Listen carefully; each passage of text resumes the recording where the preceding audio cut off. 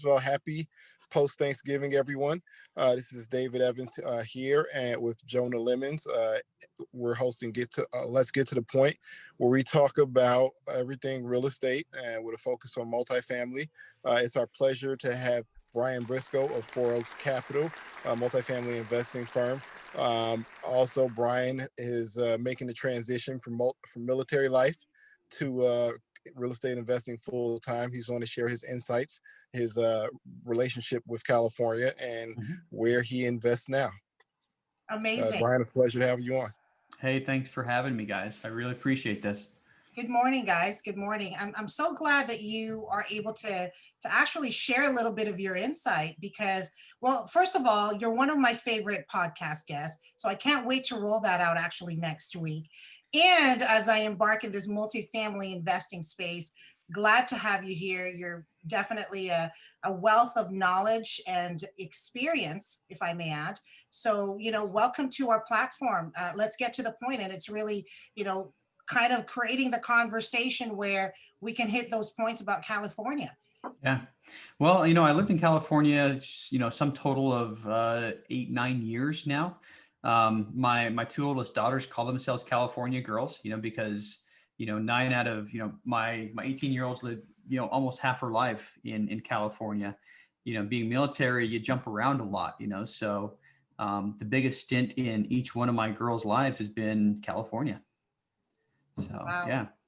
Yeah. That's so David, just so, you kind of want to open this opportunity about Brian, he's got 5 kids. Mm-hmm. David has his third on his way. I've got 6. So we're all kind of in this, mom and dad, sort of environment. So David and I usually would, kind of bounce off like, what that is like. So since you mentioned that, yeah, like they definitely would consider themselves sort of that California upbringing. I'm sure somehow they're going to want to come back here. What's your take on that, Brian? Are you interested to ever look this way as an investor, as a business? As an investor, the truth is you can make money in any market. Okay. Your strategies have to change, or more. Yeah. You basically, the things that work in the Southeast aren't necessarily going to work in California. My second investment property was a condo / townhome in San Diego. And, it was difficult to cash flow. I mean, it really was. I think I kind of made the mistake of, not doing enough analysis, kind of the opposite of the analysis paralysis that people talk about. It was 2008, the market had crashed and, we were just like, let's buy something, let's buy something. Figured real estate's on sale. Let's buy something, and we ended up getting into a condo that had traded hands in 2006 for $455,000 and we purchased it for $305. And we figured the California real estate market would go back up, and it did. But even buying at 305, we lived in it for a year and a half. When we moved out, we weren't able to cash flow. So the standard, buy a house, rent it out. That was kind of the cookie cutter investment strategy that I had developed. Didn't really work there, but. And then again, we did a FHA loan. So I think we put 3.5% down. But that said, I remember moving out and, almost felt like I got hit in the stomach when I realized we were going to be paying $600 a month between what we got on a monthly basis from the renter and what we had to pay on, just our property, our income taxes, loan payment, insurance. So anyway, that was my introduction to real estate in California. There are plenty of methods that do work there, but I think one of the reasons that I chose not to further invest there was just there ends up being a barrier to entry. The cost per door is fairly high, and there's a lot of new laws that are just not so friendly to people like me. So you basically, when you did that whole, entry to the rental, what you're saying is you didn't cash flow when you No, not at all. I mean, it was, people like to come in and say, yeah, I'm cash flowing X amount per month, but I mean, literally the first year we were, shoveling out $500 to $600 a month, which, fortunately we were able to do it. Fortunately, we had the means to do it. But you know, fast forward, 8 or 10 years, we ended up selling the condo, and we walked away with, almost $150,000, so the appreciation made up for what the cash flow didn't. But, looking back, and this is a lesson from Robert Kiyosaki's Rich Dad, Poor Dad. He brought a deal to his rich dad where he was, shoveling out $100 a month, and his rich dad asked the question, how many of those can you handle at once? And for us, the answer is one. We could handle one apartment building that wasn't cash flowing, or one house that wasn't cash flowing. So I would definitely say it's not for everyone to do this type of entry, in the California market. But there are some areas surrounding Los Angeles that you can still get maybe that 300K fix and flip, type opportunity to enter. What was your tax strategy when you got started? I'm curious. Gosh, I wish I had a strategy is the answer. Really? When I started, that was the biggest thing. I had actually taken, speaking of tax strategy, I had taken a couple of income tax classes, one through the military. They have a program where, one person at every unit can get a, 2-week long tax course and then help other people file their taxes. So I took that class. And, a year later, at one of the San Diego community colleges, I took another tax class. So, one thing that attracted me to real estate was the depreciation.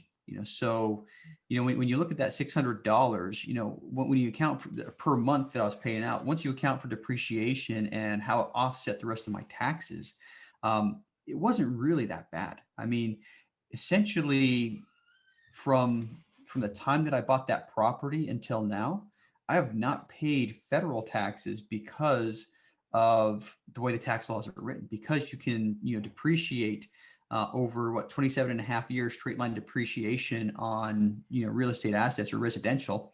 I was depreciating enough every year that my losses were counting against my active income, and all of a sudden, no taxes. So in fact, there were some years that because of my tax situation, I got a very large income tax check back, and so when you look at, everything put together, yeah, I was not cash flowing for a while, and I'm not going to lie, that sucked. But when you bring the depreciation back in, when you bring all the other, very tax friendly laws to owning real estate, it ended up not being quite as bad. But of course, cashing $140,000 check, when you sell it, I mean, that ended up being a win. But I think, if I were to do it over again, I'd prefer a $140,000 check after 10 years that came with cash flow instead of, bleeding every month. But, we did refinance that house, 3 or 4 times. And, by the time we sold it, we were actually breaking even every month. Well, based on that comment, did you think it didn't make it back even when you cashed out at 140? Oh yeah. I mean, we definitely made all our money back, so, I mean, $600 a month is $7,000 a year, and that was our worst year, so we held the property for 8 years, including the year and a half that we owned it or that we lived in it, so, end of the day, we probably netted, somewhere around $100,000. That's still great. Yeah. That's still Yeah. great. Less is earned too. Yeah. And I mean, the thing that I would always remind myself is the amount of money that we were putting into it was roughly equivalent to how much our debt pay down it was every month, so just to keep my own sanity, I was looking at that as a savings account, is just like, well, I'm paying down more debt than, so, after you take out the interest payments, the debt pay down every month was about $600 when we started. So yeah, end of the day, it was a tough lesson to learn. I've been a lot more careful because of that property in the analysis prior to, and, and then on the flip side, that the money that we used on the back end, after selling it has been able to launch a multifamily career. Well, and to that perspective, think about it. You went through that as if you were learning to get paid through that Yeah. leverage, right? It created leverage, and that's the beautiful thing about becoming a real estate investor. And I think that's the beautiful thing of being here, in a country Mhm. where we have that freedom. So definitely, hearing that part of your story is really, a lesson, but it's very inspiring because if you can do it, who's stopping everybody else to really learn, right? Yeah. And that's why these platforms are out here. So my thing too, on just on a side note, on an estate planning and Mhm. asset protection side of things, for California, the threshold is up to 175 of that equity, so you can actually protect that. And that's just on a side note. I'm not, in any means an expert on that, but that is one thing I've learned going into this as an investor. Yeah. So, you know, we talk about multifamily, some rules here in California, Prop 15, Prop 21, all of this stuff. And I know David is quite, in tuned with that because we had it in our first episode. What's your take on that, David and Brian, as far as, the new rules?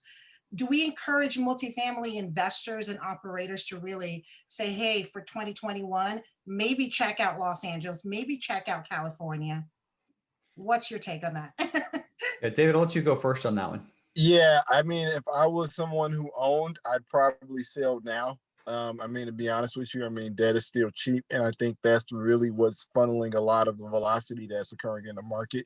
I think that when the eviction moratorium ends, and you really, I guess when people get to the point where they're deciding that this, their investment may not work for them, I think that the numbers that you could have received this year or maybe early next year are going to be, vastly different from then what you end up receiving after the eviction moratorium, when you have more people more motivated to sell, and as a result, more inventory on the market. So, I mean, if I was someone who owned right now and it was in my, purview to sell, or my, or plan to sell within the next year or two, I'd probably do it sooner than later, or just really expect, to hold for a longer term period. As a buyer, I'd probably be a little bit more conscientious, unless there's, an opportunity for you to get something with value add or some significant vacancy, where you can ultimately control how you operate the property and re-tenant the property. Yeah, I'm going to take that one step further. I mean, a lot of people complain in Southern California about cap rates, and the cap rates are some of the lowest in the nations in Southern California, which means your price per door, your price per, dollar of NOI is a lot higher.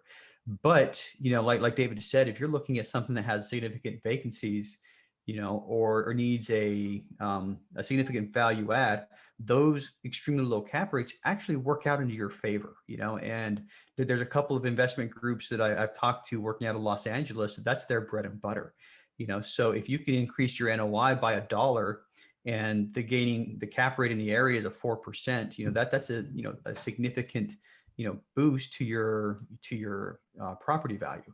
And, Math in Public was at $25 for $1 of NOI. I think is what that is, but it's either 2.5 or I don't know, but yeah, end of the day, I have 2 math degrees, but I'm terrible at arithmetic, if that makes sense. So You're yeah, only good so at you're only good at the money counting arithmetic. if you're talking, if you're talking, high level math, calculus and above, yeah, I can do pretty well, but division on a podcast doesn't work well. But end of the day, if you're looking at a market with a 6 cap versus a market with a 4 cap, $1 of NOI is going to basically increase your property value by a lot more in the 4 cap area. So, like David said, if you're looking for the deals that have a little bit of hair on it, Los Angeles County has a lot of them, and you could be able to pick those up, turn them around, and sell in a year or so, and make quite a bit of money. And I think that's probably the best strategy for a California investor right now, or look out of state. Well, I mean, where you're at now, what do you think are the most obvious differences based on your insight, having experience living here? versus where you're at now as far as cost of living, people that want to actually rent or buy versus buying, with the Yeah. younger, generation coming into this space, and as an investor. Yeah. So, there's obviously a barrier to entry when it comes to an affordability issue when you're actually buying a house. We lived in California 3 different times. The first time we moved there, we looked at buying stuff, and the prices were out of our league. It wasn't until we lived there a year and a half and the market slid that we were able to purchase something. The second time we moved there was What years were those? 2012. So What that was, we got there in 2006. We left in 2010. Second stint in California was 2012 to 2014, and that was in Monterey. And just to buy a regular old single family home, it was 600 grand. So you look at who can afford that, and the answer is not very many people. That's right. Is the answer. And then our third stint there was 2015 to 2018. And we were, back in Southern California. We chose to live in Oceanside this time, and we rented again. We ended up, paying. It was over $3,000 a month to rent a single family house. But if we were to purchase the same single family house, our combined mortgage, with a VA loan at like 5% down, would have been roughly $4,000. So the mortgage, the taxes, and everything else. So when you look at the strategies, the types of homes that we want to live in, meaning me and my family, the nicer neighborhoods, nicer schools, aren't going to cash flow. So you definitely have to look at, other demographics. I had a friend in Southern California. He actually was my neighbor in Oceanside, was looking down in National City, and they were buying duplexes there. And they were able to, with about 20% down, cash flow on the duplexes. So it's just a matter of you gotta do a little more due diligence on your neighborhoods and where things work. Whereas in the Southeast, where we invest, the numbers are a lot more even. It's actually a little cheaper to own than it is to rent. So it ends up that in most areas without a huge down payment, you can turn around and rent something and, cash flow. So, a lot of places are hitting, the 1% rule without having to really do a whole lot of neighborhood, looking over neighborhood across neighborhood. That's a So, really interesting take on that, because one of our guests, William Rodriguez, they were talking about Oceanside, mhm, all the new developments, and the prices are definitely not at 600,000 anymore. mhm, I mean, you're talking about San Diego as a zip code. So that's really like Los Angeles. yeah. Los Angeles, I think you can find 2, 3 bedrooms, but it's not with a yard, and you're still going to have to pay that 800K range. So you're Mhm, right. I mean, not everybody can afford that, especially right now. We're in this pandemic as well, just in consideration of that. So, yeah. strategically, I think people need to figure out what they're going to do with their money, because obviously it's not going to grow in a savings account either. Yeah. So, when we talk about real estate investing, real estate, all of the good stuff that happened, I mean, it's not all fluff either, like there's reality to that. There's Mhm. risk, and there's a reality to the life that we live as well. So being married, raising a family, there's cost. What is your take on the cost of living, here, from what you remembered or how you see it right now? You know, my wife and I have talked about, out of all the places that we've lived, which the answer is a lot. Um, our favorite was San Diego. And, when I'm about 250 days away from retiring from the military, and, we talked about it and we said, hey, we would both love to live in San Diego County again. We liked Oceanside. We lived in Oceanside and we lived in Rancho Bernardo, and absolutely loved both of them, so, but the problem is that cost of living, so, um, most of our neighbors who own their own house, both couples, husband and wife, were working full-time jobs just to be able to afford a mortgage, so, I think the cost of living is keeping people away. It's still a very attractive place to live. I mean, I love it, and there's lots of good reasons to live there. But we're looking at other places where our money can go a little bit further. So and I know nationwide that's the trend. People are moving from high cost of living to low cost of living areas. Give you a quick vignette. My in-laws live in southern Utah, and my wife's two sisters live in Idaho Falls. Intermountain West is kind of the region right up the same range of mountains.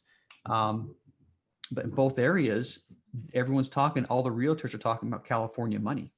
The California money. Prices in, Utah and Idaho and Arizona are now skyrocketing because all that California money is moving away. Whether it's because of the, 10 to 13% state income tax, or whether it's because of, the politics, or the home prices, or whatever, there's a significant amount of that California money that's going to greener pastures. And now, your Salt Lake Cities, your Provos, your St. George's, the real estate's doubling, every 5 or 6 years. So, incidentally, with the politics, I read an article, and this made me laugh. Don't know if it's serious or not, but there was like 22 counties in Northern California and Eastern Oregon that wanted to band together and join the state of Idaho because I heard about that too. Yeah. Is that actually real? I don't know if it's real or not. It made me chuckle because, California, politics, it's dominated by the San Franciscos and the LAs, which are more and more progressive. And you get outside of the urban areas, and this is true nationwide, but you get outside of the urban areas and the nation's predominantly conservative, so all these conservative counties were basically getting tired of the politics of the big cities, the Portlands and the San Francisco, Oakland areas. And they wanted to join a conservative state, so there's definitely, some issues with the politics there as well, where a lot of the conservative counties and conservative areas are getting fed up. So, some of those guys, I don't know how many, but I would imagine there are people who are moving out of California because of politics as well. I mean, to that note, I started looking into the multifamily space, and of course, right now, currently in Texas. And what I'm hearing is that there's so many Californians moving there that it's starting to feel like the vibe of California, whether it's, politics or just the lifestyle and the money. Yeah. So, you mentioned about, Californians leaving and finding these other places for whatever reason, politics, quality of life, cost of living. But, to that note, I guess, when I look at Texas and the people that I know, they were talking about how they don't like Californians. So if you go in there and you start talking like, hey, I'm from California, they're not going to give you much love. So, but for cost of living, I totally see what you're saying is that I think when you're planning sort of that semi-retiring, mindset, you are looking for what works for your money, because you don't want to be stressed as you're getting older, right? You want it to be easier. Yeah. So, what's your take on that? Like where you see the whole retirement savings approach for a lot of these people that are trying to exit out of a high cost of living state. And mind you, it's not just California. We all know that. But somehow, for some reason, we're kind of like in this stigma with the politics, like you said, right? Like California is like, it's so well known. So anywhere you go in the world, they're like, oh, you're from California, So they know it, right? So we're out in the media, and it's sort of perceived where we've got, riots, chaos, and all this stuff, right?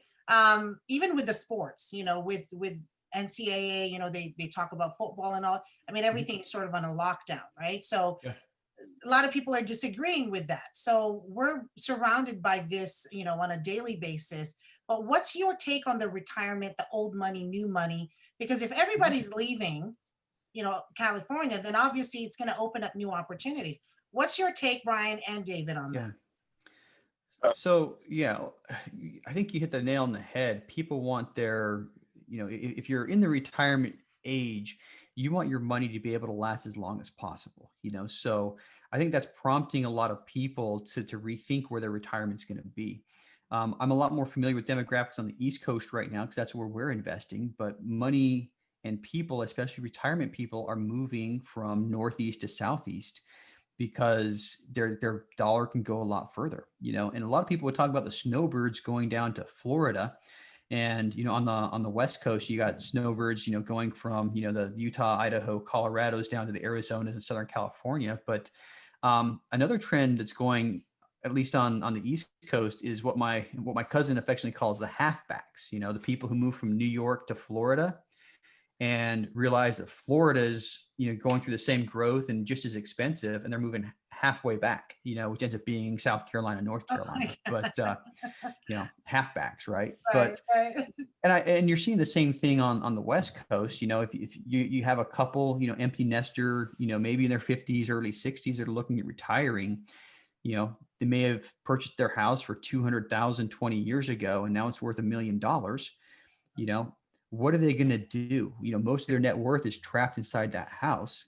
So the obvious answer is, well, if we can sell for $1 million, put $800,000 in the bank,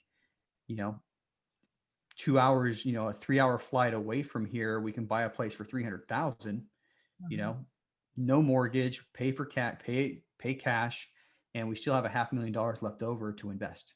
That's the answer for a lot of people is obvious. The answer is move, cash out and move. Make that money work. Yeah. Right. So what's your take, David? Are you still with us? Did you freeze? He's either holding really still or he froze up on us. I think you froze. Well, Are you with us? Yeah, I'm still. No, I didn't freeze. I was listening. Yeah, I'm with you. No. So, well, my take, I'll just leave off. I'll just respond to Brian's first thing. So I think the issue with, the single family residents who are, have the large, I guess returns once they do exit, I think the challenge is that one, you only, have $250,000 you can claim per person. So, they'll still have some tax liability, when if it's more than $500,000 worth of gain. If it's more than $500,000 worth of gain, if you're in, if it's a 2-person household or two owners. But I also want to say is that with the exodus that's happening from California, I think that people need to understand is that there's a significant amount of velocity in the residential space, especially. So it's not like these houses are sitting on the market for a long period of time, and they're actually selling at record prices. So I don't think that the last economic downturn where we had 10 years ago, when you kind of share your scenario with San Diego townhouse, is going to replicate itself. And I say that, I mean, it's while it may be ideal, I know for a lot of investors, I think the difference between the last economic downturn and this one is that capital is readily available, that it's cheap. And it's just too many, there's too many opportunities for buyers to find the capital they need to do to finance deals. It's a conversation I have with lenders every week, where many of them reach out to me unsolicitedly, saying, unsolicited, asking, do I have clients, who need essentially debt? So I don't think we'll have the same challenges last time. And even with the exodus, I think the exodus for California, if we lose 100,000 people, it's still going to be a pin drop. Where originally coming from Illinois, the exodus is a little bit more, I guess, heightened than it is even in California, because we have a lot of people, especially since COVID started, moving, to Western Michigan, moving to Indiana, just because, one, the politics are a little bit more amenable to their lifestyles, and two, the property taxes are lower. And it's, still significantly close. It's still an hour to 2 hours drive in many cases. So I think that even with the population drain, it's not going to be one that's going to create a great deal of opportunity where maybe some investors or maybe some, prospective homeowners are looking to, as it was 10, plus years ago. Yeah. But those are really good points. I do agree on that with the whole, residential market here. I don't think I see it slowing down. I'm in an area where everything is going up. So that's an interesting thing to see during this pandemic. So I'm just shocked with that right now. But I think with the workforce housing, as we may call it, I really feel and think that there's going to be an opportunity there as far as a niche, whether, as an investor operator or, someone that's going to need to rent and a more affordable housing. So I think that's why Texas and Arizona, they're sort of the hot markets right now for that. I guess for the weather too.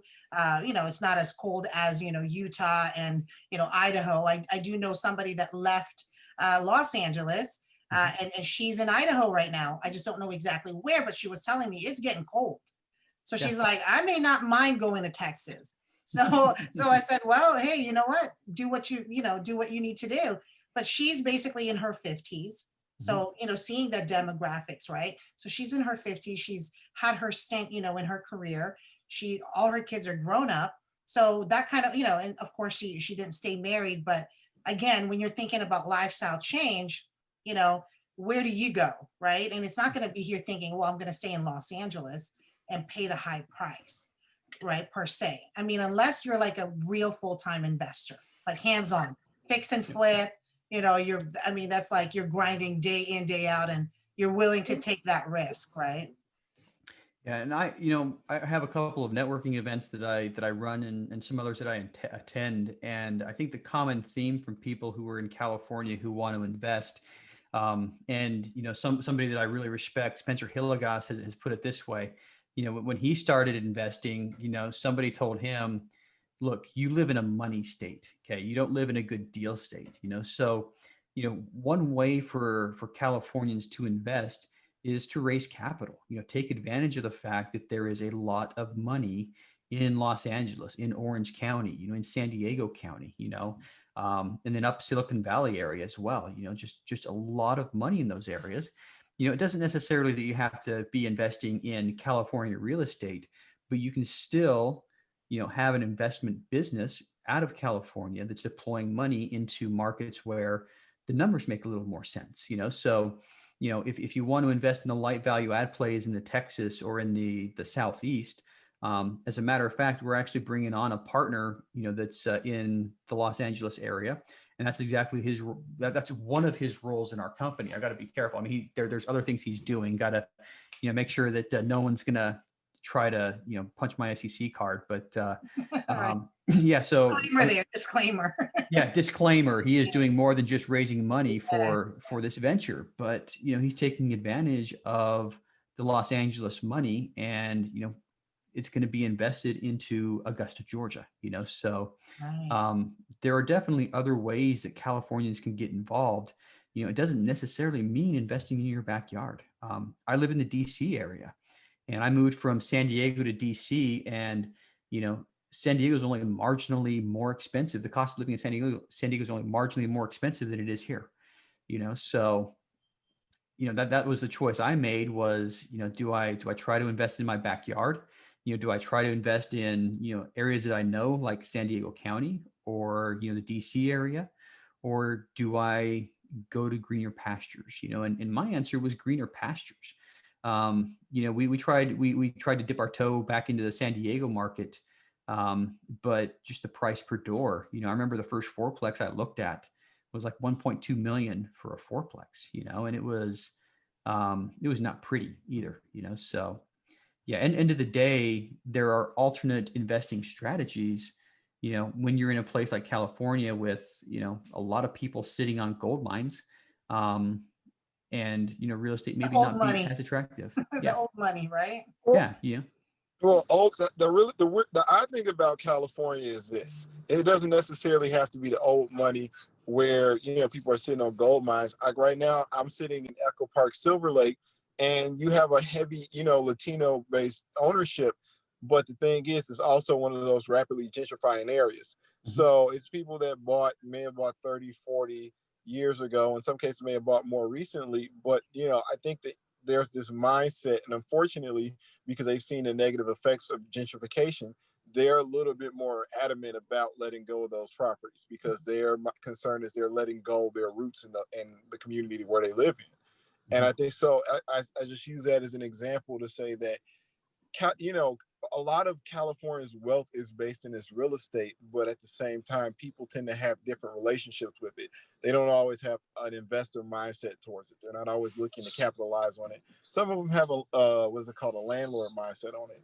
And I guess really the trick, at least in my role, as a broker is trying to find out who, is open to seeing those opportunities.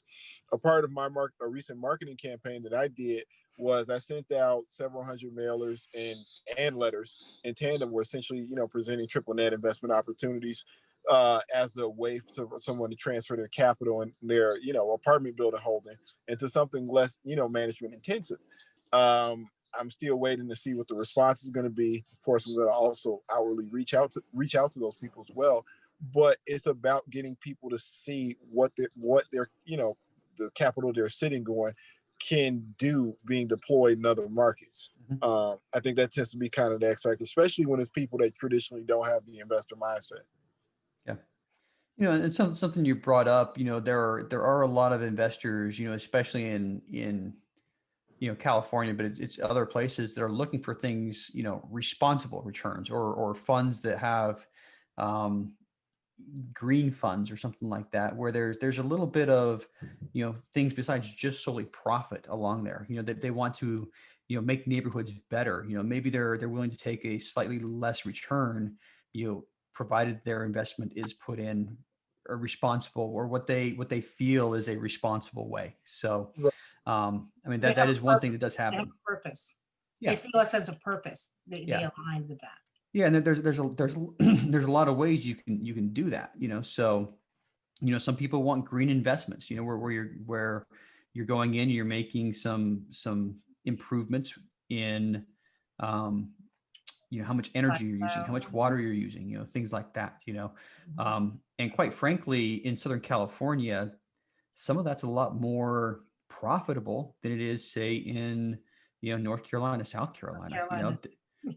There's water shortages, and the electric bill, oh my gosh, in Southern California is ridiculous. So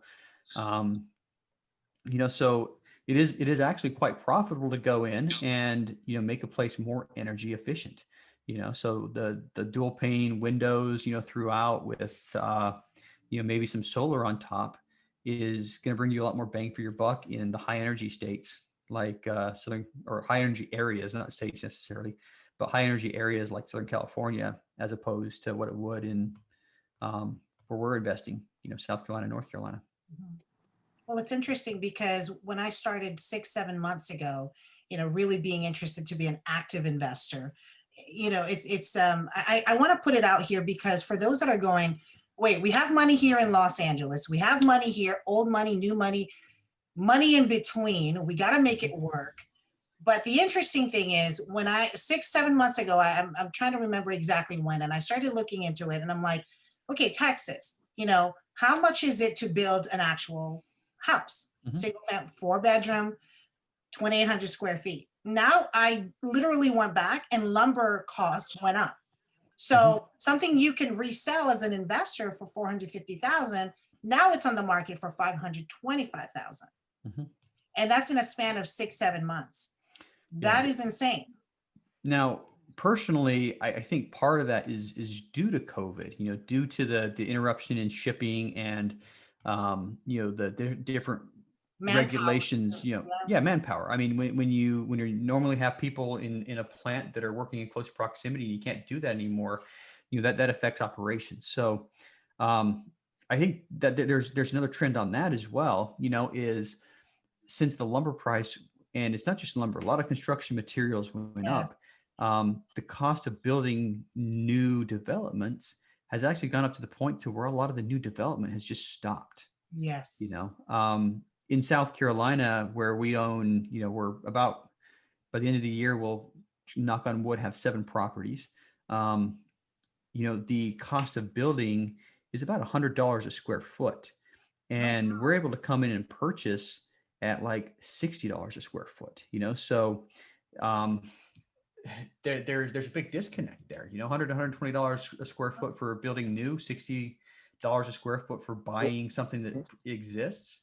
End of the day, a lot of the builders have paused on building in some of these areas where it doesn't make sense, which if you're in an area where there's a population growth and you're not developing, that leads to a supply and demand imbalance, which, if you're looking at the market pressures, as that supply and demand balance grows, the price for real estate's going to grow to the point to where developers are going to turn things back on again eventually. But until they do, there's a window of opportunity for people who are going in and doing value adds, because that supply and demand imbalance in the short term is going to really be like the wind in your sails for a couple of years.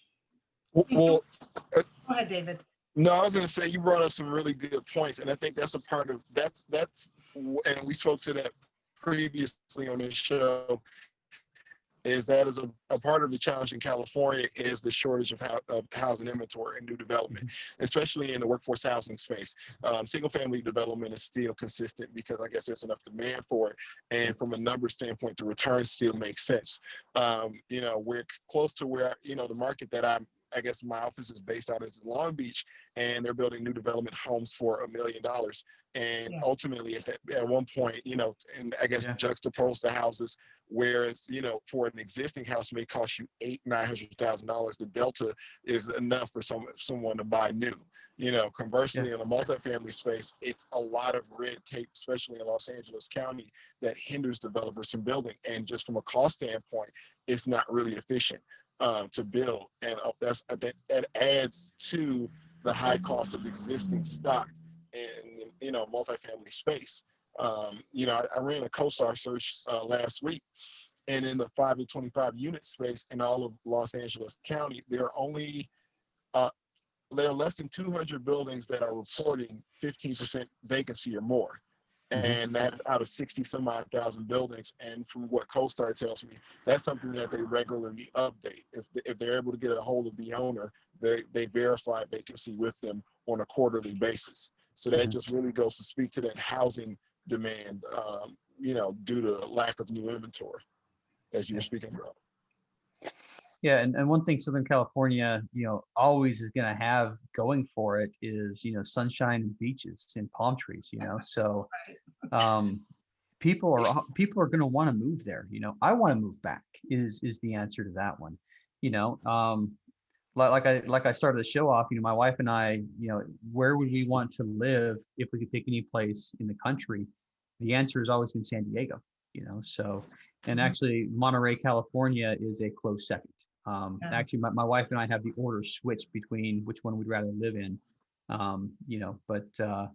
It's that's why you're still getting the residential prices going up. I think there's a lot of people who are cashing out and leaving, but there's still a lot of people who want to live in Southern California. Yeah. But it's interesting because on a capital raise side, you hear a lot of talks too, like, at least for me, like, they were saying, hey, money is cheap. There's a lot of money to invest, and there's not enough developments going on. There's not enough, it's like the deal, right? They're very much focused on where can we dump this capital raise, right? So it's not always going to be Texas or South Carolina or North Carolina, So what's your take? Because you mentioned about the capital raise, right? Like, that's on point. It's like, there's money here. Focus your initiatives, if that is the case, to raise money here and put it in these projects that it's not going to be in a high inflated locations, right?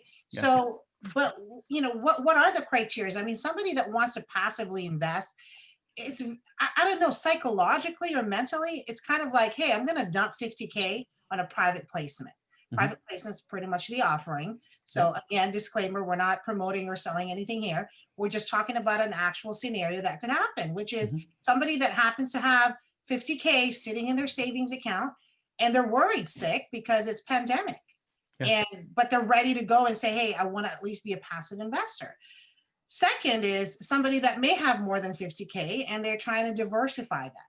So we're talking about, properties in Florida, properties in Texas, properties in Arizona.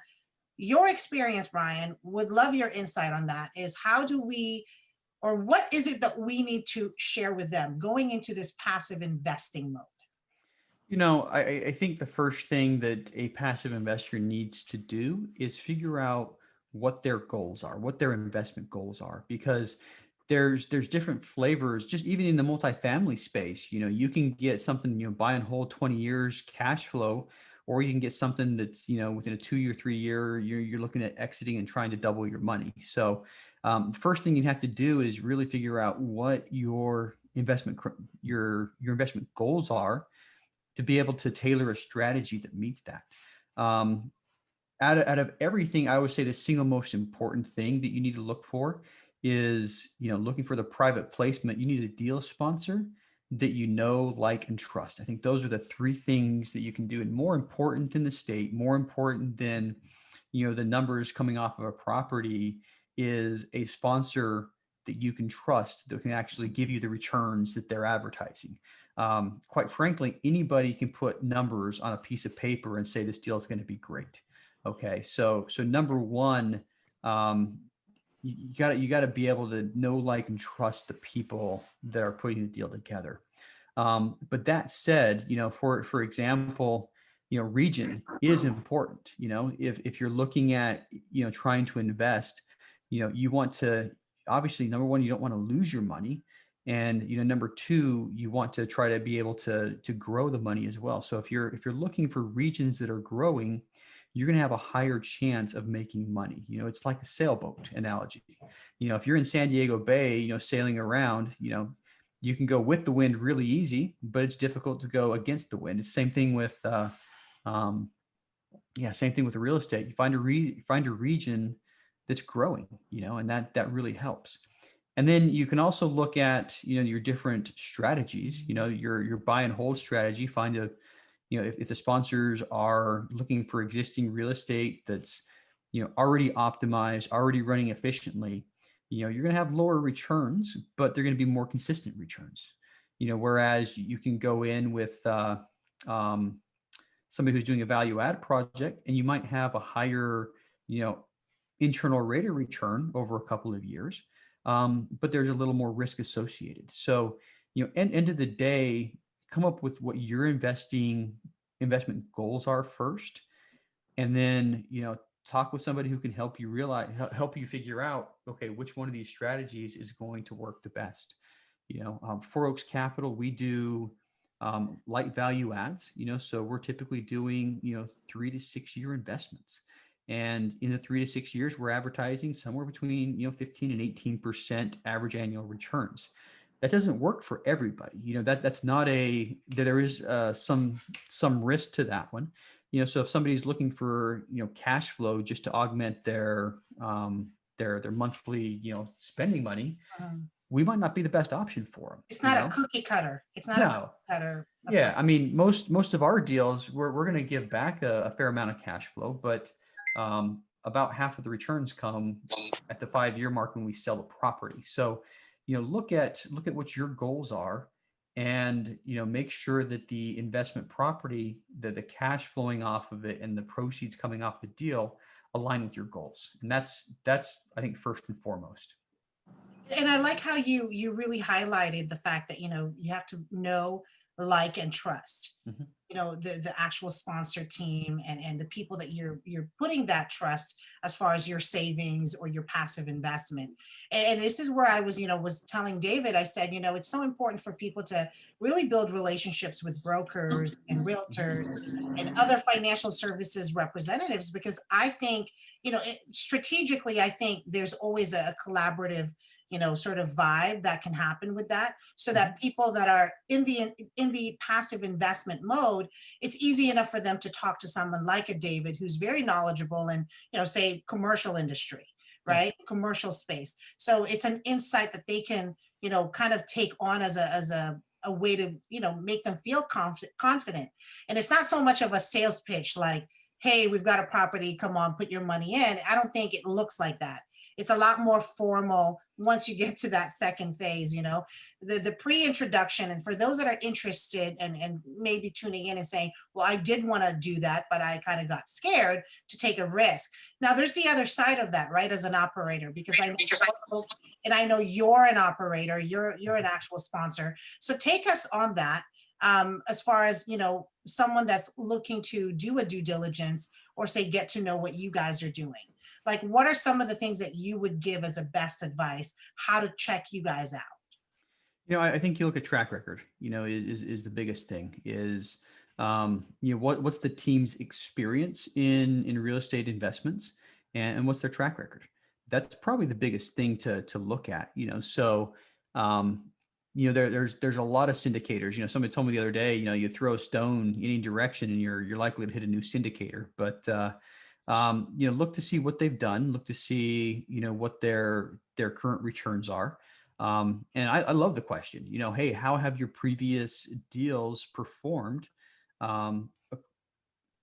As compared to your projections. That's a great question to ask.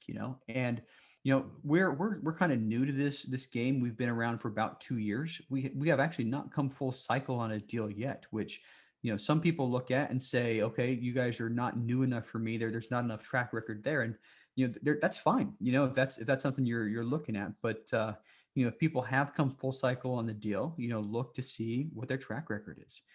So if people have been around for 8 or 10 years, ask them, hey, what did you guys project on some of these deals, and what were you able to deliver?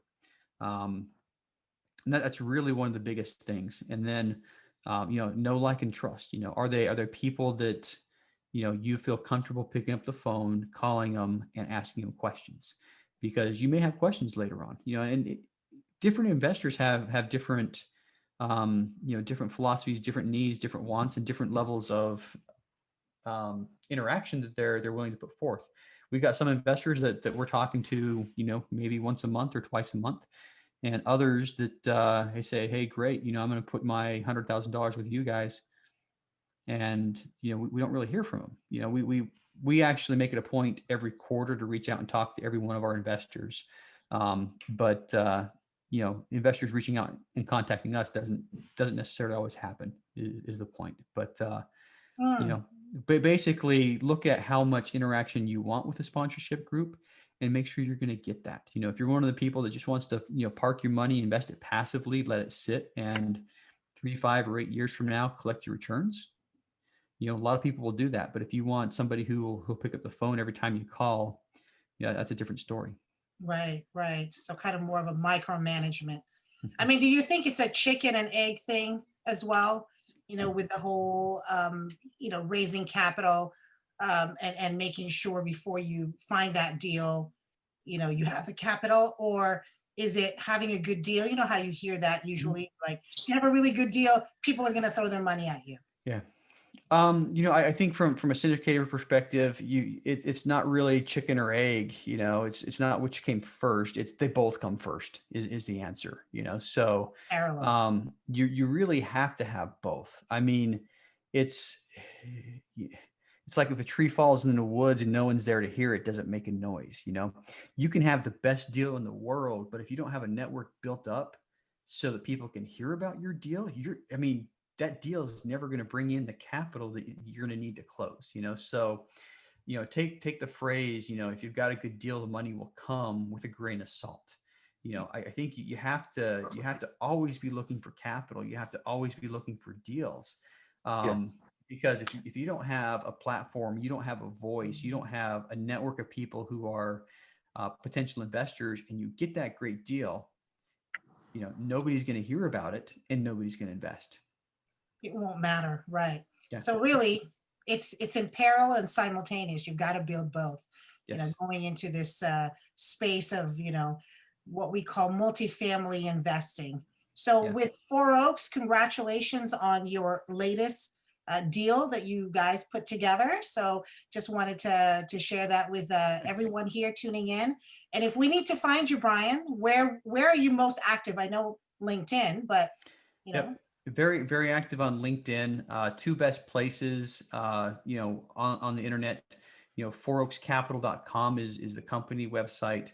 Our podcast website is diaryofanapartmentinvestor.com.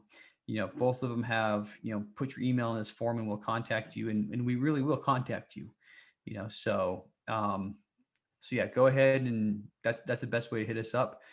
Follow me on LinkedIn. If you want to contact me, LinkedIn is also a good place where you can just message me. And, I try to respond to every message. Yes, you actually do. So he's very reachable, definitely. And I think, it's exciting because as I roll out my podcast with you, I really loved your story. So, definitely everyone should tune in and see what Brian is doing. And for David for co-hosting, thank you, sir, for joining us in your lovely sunshine with palm trees in the background. And I'm stuck here with my, green screen via Zoom. But anybody else that wants to tune in and find us, we are all active on LinkedIn and Instagram. So thank you all for joining me at Let's Get to the Point. We will see you on the next episode.